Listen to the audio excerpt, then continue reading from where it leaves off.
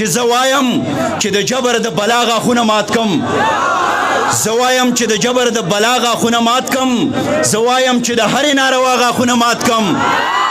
او ته څه وایې چې زه به نو د حق خبرې نه کړم؟ قسم مې دې په خدای وایم چې ستا غاښونه مات کم. دانش صاحب یو څو شعرونه نور دي د رضوانانو دپاره. ویم چې یو ښکلې جینۍ خپله کمه، ویم چې یو ښکلې جینۍ خپله کمه، خو یوه غلې جینۍ خپله کمه. او زما د قام په درد چې نه دردیږي نو بیا زه ولې جینۍ خپله کمه؟ زما د قام په درد چې نه دردیږي نو بیا زه ولې جینۍ خپله کمه؟ او د ادب ذوق ادب پال نظر چې دا اغلې جینۍ خپله کمه. او ته ځان له لاړ شه چرته هورې پسې، زه به ناولې جینۍ خپله کمه. او هغه خو لاړه د راشد نصیب شوه، ښه نو زه تلې جینۍ خپله کمه.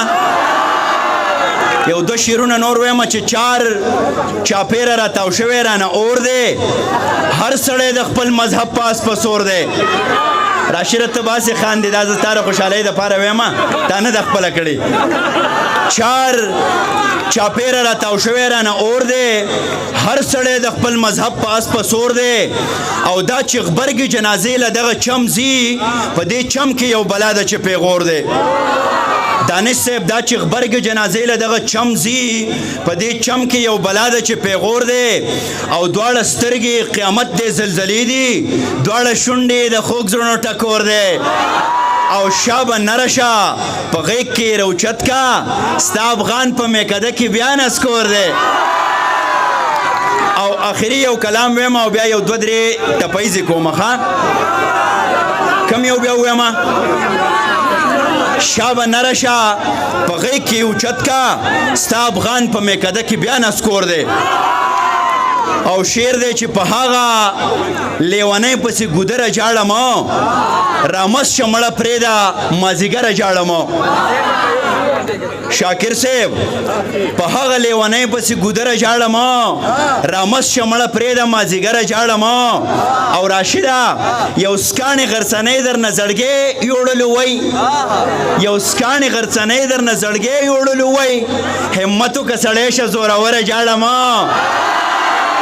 او چې زیلو کې دلته دی زمونږ څه ملګري واوري چې زیلو کې ساتل بری چینجي د خودغرضۍ، راوچورله راغړه زوهن اختره جاړم. چې زیلو کې ساتل بری چینجي د خودغرضۍ، راوچورله راغړه زوهن اختره جاړم. او زمونږ ازل جانا کابل با لتا څنګه خونړی لیوان جدا کی، کابل با لتا څنګه خونړی لیوان جدا کی، سو سره بسرشتره په خبره جاړم. او نتکي غواړي پیزوان جاړي امیل پسې خفای، نتکي غواړي پیزوان جاړي امیل پسې خفای، افغان دی لا ژوندې د زړه سره جاړم. او دا د نن دور د تقاضې مطابق ما داسې کړی دی چې پرو میکس غواړي، ټیک ټاک غواړي، فیسبوک پسې خپئ، افغان دی لا ژوندی دی د زړه سره جاړم. نتکۍ امیل خو د خلکو نه هیر دي.